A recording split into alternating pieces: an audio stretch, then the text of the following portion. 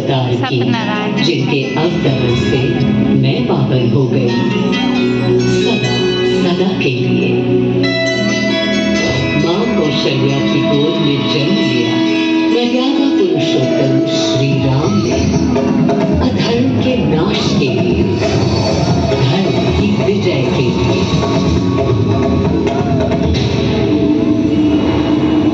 किंतु उन्हें अयोध्या त्याग 14 वर्ष के वनवास पर जाना पड़ा। पुनः वो घड़ी आई जब सीता माता के साथ उनका पुनः आगमन अयोध्या में हुआ।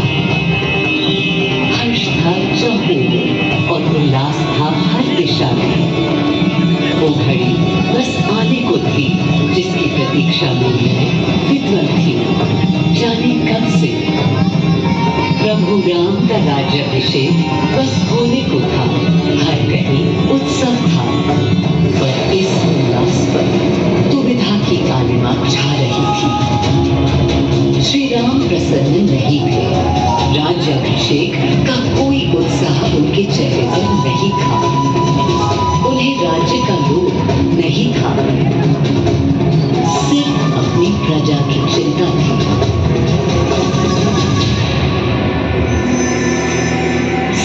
मन में एक ही प्रश्न था, कौन हल कर सकेगा श्री राम की इस दुविधा को, मिटा सकेगा इस अंधकार को?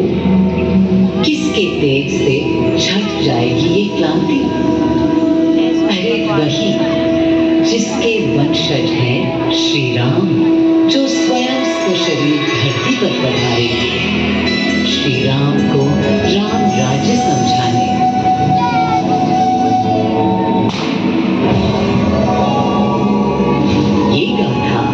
शक्तिपुंज की है जो पृथ्वी पर जीवन और सृष्टि का केंद्र था, है और रहेगा।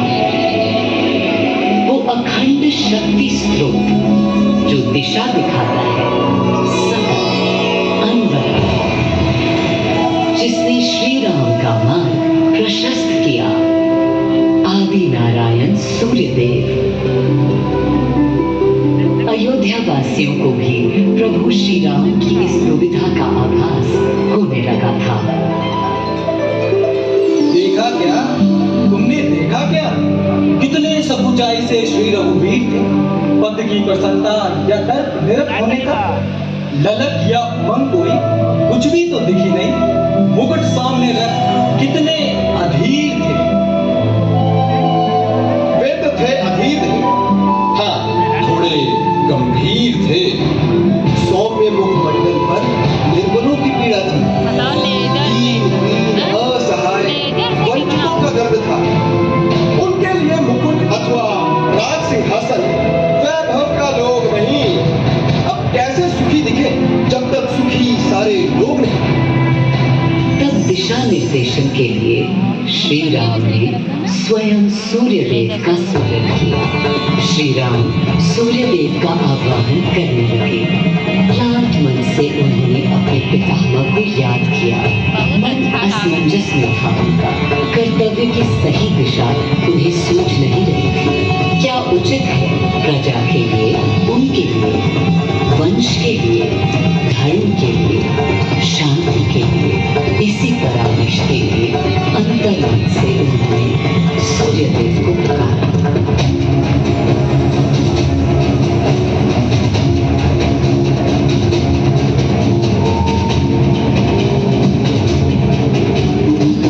मैं अयोध्या पवित्र से पवित्रतम हो गई हूँ।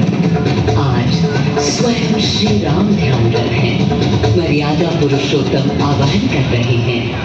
उन सकारात्मक शक्तियों का संचार कर रहे हैं जो उन्हें, मुझे और मेरे यानी अयोध्या के हर निवासी को अनंत काल तक सही दिशा दिखाएंगे। संभव है स्वयं सूर्यदेव सशरीर पधारे अयोध्या की धरती पर।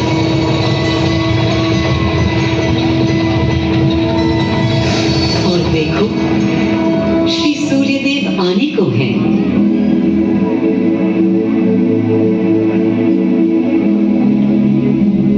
पहली किरण के स्पर्श से कलियां एक एक कर खिलने लगी।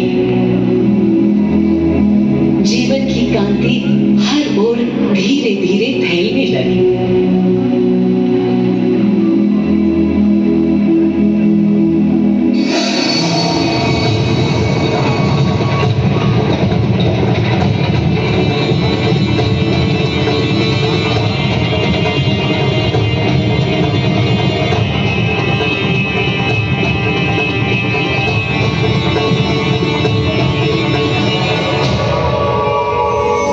अनोखा दिन है। स्वयं सशरीर अपने अलौकिक स्वरूप में पधारे हैं श्री सूर्य देव नारायण, और उनके अधीर मन के संशय मिटाने को। अधीर है या गंभीर है, मैं जानता हूं क्या उनकी पीर।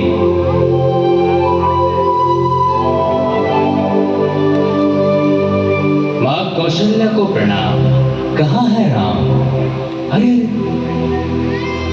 भूलूं ये बात कि कौन बड़ा है। आज्ञा हो तो आपके चरण छू। अरे नहीं नहीं, ये क्या करते हैं आदि पुरुष? ऐसा अनुग्रह सर्वथा अनुचित है। राम वंशज हैं आपके, क्यों पाप का भागीदारी बनाते हैं पितामह? पितामह होंगे हम ब्रह्मलोक, अब धरती पर जनलोक में आ गए।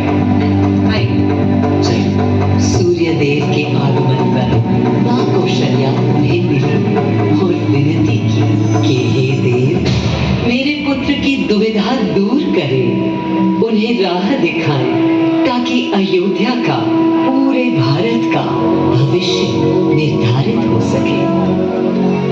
आपकी जब पहली किरणें आती हैं तब गोचारण होता है, चिड़िया गाती है, लेकिन इन दिनों कितनी उदास है। कारण है उनके राम की एकाग्र साधना और सुदीर्घ उपवास। सिंहासन की ओर चरण धरना नहीं चाहते, धारण नहीं करना चाहते हैं मुकुट। कोई बात, राज्य अभिषेक के बाद राज्य जो भी चला, राम राज उसका ही तो कहलाएगा। मैं आ चुका हूं तपस्वी राम, मनस्वी राम, अपने नेत्र